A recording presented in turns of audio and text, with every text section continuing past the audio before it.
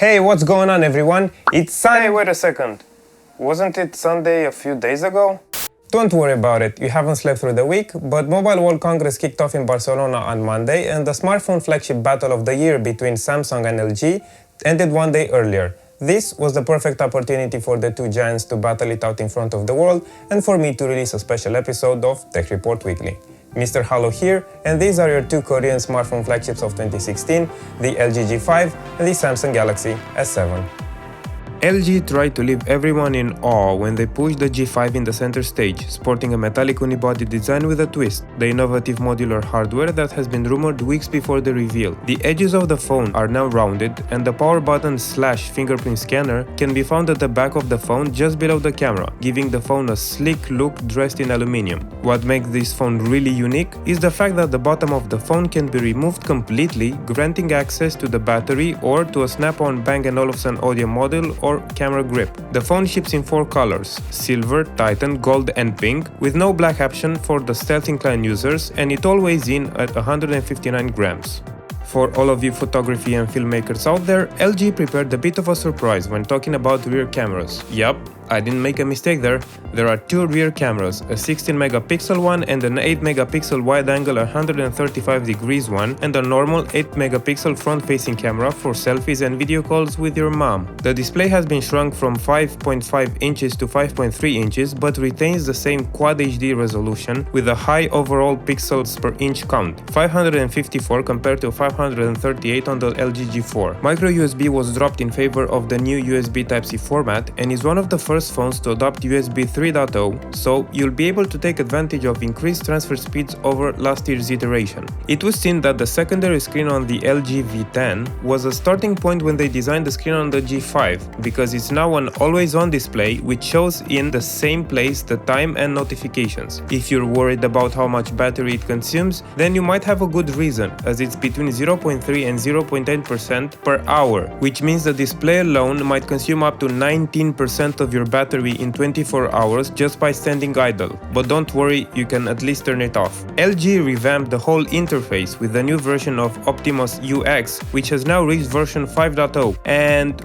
with it, they may have done something that might piss off some people, which is the removal of the app drawer. Now, it's probably a good time to grab your torches and pitchforks if you hate the idea, but at least they gave us the option to create folders for sorting out the apps, and personally I think it looks a little bit like iOS. The fingerprint scanner on the back of the phone is also used as a power button, and even though it's a bit slower than the Nexus 6P fingerprint scanner, it's not slow enough to be annoying. The volume buttons have moved to the edge of the phone, while the knock-on feature is still present on the phone as usual. The camera app will seem pretty familiar to LG fans with the ultra-wide option added, which switches cameras, allowing you to feed more details into a single picture. OIS is also present, and it's great for making videos if you don't have the steadiest hands in the world, and manual mode is there as usual, allowing you to have DSLR-like options on a smartphone. I won't go too much into details regarding the modules and gadgets that you can use with the phone, but you'll be able to play around the rolling bot, which is very similar to the BB-8 smartphone app droid that was released last year. Pushing towards VR, LG came up with a 360 cam, which allows you to take pictures and videos in 360 and then play them directly on their 360 VR headsets. Onto swappable modules, and you have a choice between a Bang & Olufsen hi-fi audio module which spits out 30-bit audio out of your phone and a module which gives you physical control of the phone's camera if you'd rather have hands-on access when taking pictures. The LG G5 is slated to be released this spring, hopefully in March, in the US and Europe, but unfortunately the price is still kept under wraps. However, I would expect it to be about the same as the Galaxy S7. A viable price might be something that makes or breaks the daring smartphone in a world where innovation is what sets everything apart. Now onto the other camp, and let's jump onto their flagships for 2016. As with last year, we have 2 versions of the Galaxy S7, the normal one adored by many, and the rounded corners one, or the S7 Edge, how Samsung likes to call it. The Galaxy S7 comes with a very similar look as the S6, with a slightly curved glass back, rounded edges and 14 grams heavier, while the S7 Edge bumps the display from 5.1 inches of the S7 to 5.5 inches, adds an extra 5 grams, and rounds the edges of the display as well. Basically, if you like the design of the S6 and S6 Edge, range, you love the one they have now on their flagships, as they slightly improved on it, making the phones feel even more comfortable in your hand. You have the opportunity to choose between the same colors of white pearl, gold platinum, silver titanium and black onyx on both devices. When it comes to hardware specs, both devices have the same CPU, but it will differ based on where you buy it from. If you live in the US, then you're going to be stuck with a Qualcomm Snapdragon 820, but if you live on the other continent, you will get to play on an Exynos 8890, both of them rolling on 8 cores. 4 gigs of RAM will be more than enough for Android Marshmallow to munch on, and when it comes to storage space, US users will have to settle for 32 GB, while everyone else will get to enjoy either 32 or 64 gigs, keeping in mind that the larger one won't be available everywhere. But do not fear, as they both have a microSD card slot without adaptable storage as well.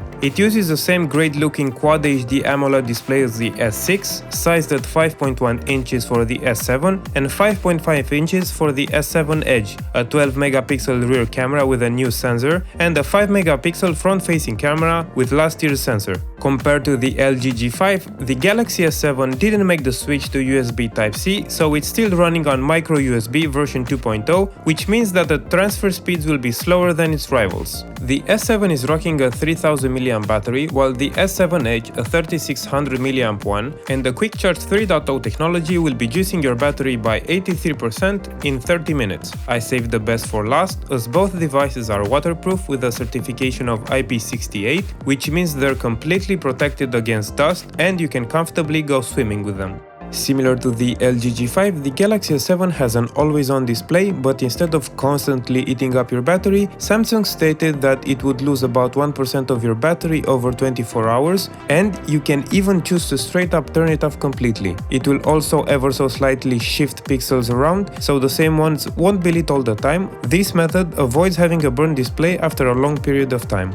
The rear camera is something to brag about, and even though it dropped 4 megapixels and stopped at 12, it has a 1.4 micron pixel Sony sensor, a bit smaller than the 1.55 one on the Nexus 5X and 6P, but compared to the S6, it's a lot better in low light scenarios. On the software side of things, TouchWiz is still there, but it's just less clunky than on the Galaxy S6, and hopefully the lag that eventually set after a while on its older brother will no longer be present here. There isn't much going on in the gadget world for Samsung, but you will be pleased to know that with every pre-order of any of the two devices, you will receive a Samsung Gear VR headset for free, so if you weren't sure about switching your phone, maybe this will sweeten the deal. The Gear 360 is a camera a bit larger than a tennis ball with a tripod mount, which should enable you to capture 360 videos and pictures. It can create videos at 3840 by 1920 resolution at 30 frames per second, or a single picture at 30 megapixels, and can connect directly to your Galaxy S7 or store everything on a microSD card. You will be able to get your hands on the little bugger in the second part of 2016. As for pricing, we'll have to wait and see.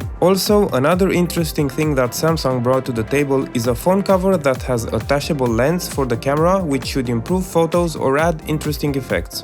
The Galaxy S7 and the S7 Edge will be out the door worldwide in about 2 weeks, and they are currently priced at $700 to $800 or euros depending on what part of the world you live in. Who's the winner of this battle? I'll let you guys decide. Although I have to say that LG took a bold move with the modular design of the phone, and Samsung played it safe and improved on what was already a really good phone. And that's a wrap. It's been an interesting event for smartphones, but by now I'm pretty sure everyone has picked his favorite, so let me know in the comment section below which of the two flagships is going to be yours and why, or if you're not going to ditch your current smartphone for now. As usual, don't forget to battle it out on that like button, share this video so everyone can see what's great or not about these two flagships, and subscribe to the channel for more quality content. And until next time, see ya!